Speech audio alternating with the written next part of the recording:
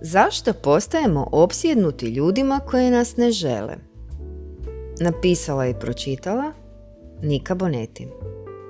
Znate ono kad otvorite nečiji Instagram samo na sekundu i samo da nekaj vidim i pol sata kasnije provjeravate storije osobe koja vam nije odgovorila 3 dana? I onda sebi govorite, ma nisam opsjednut. Naravno da ne.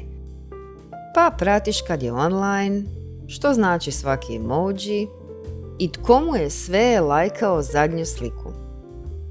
Ali neugodna istina je ovakva. Obsesija uopće nije ljubav. Obsesija je samo način da ne osjetimo koliko nas je odbacivanje pogodilo. Jer kad nas netko ostavi, mozak često odbija prihvatiti da je naša priča završila. Pa nastavlja i dalje vrtjeti tu osobu i sve u vezi nje u svojoj glavi. Iz početka i ponovno i ponovno i ponovno. Razgovore, scenarije, poruke koje nikad nećemo poslati.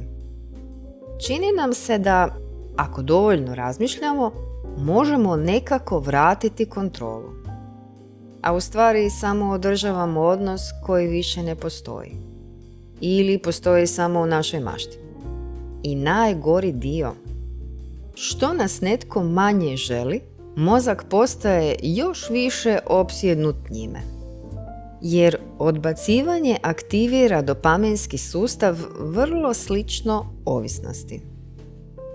Zato ljudi često ne mogu pustiti baš one koji im daju premalo ljubavi da budu mirni, ali dovoljno pažnje da ostanu emocionalno zakačeni.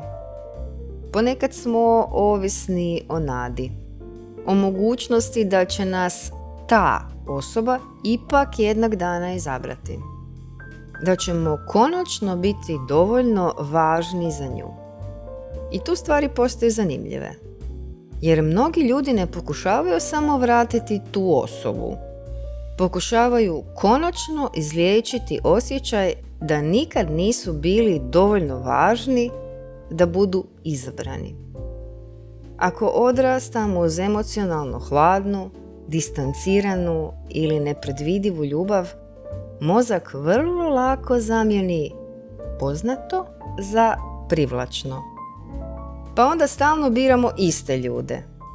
Nedostupne, zbunjujuće, toplo-hladne.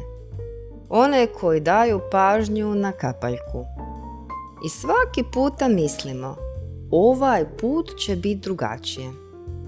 Ali često zapravo samo pokušavamo ispraviti neku drugu, stariju priču. Dokazati sebi da smo konačno vrijedni da nas neko izabere. Zato obsesija toliko iscrpljuje.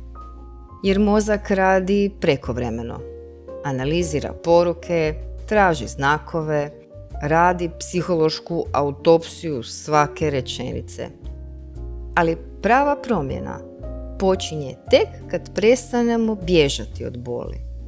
Kad prestanemo pokušavati vratiti osobu i počnemo se pitati zašto nas je taj gubitak toliko slomio.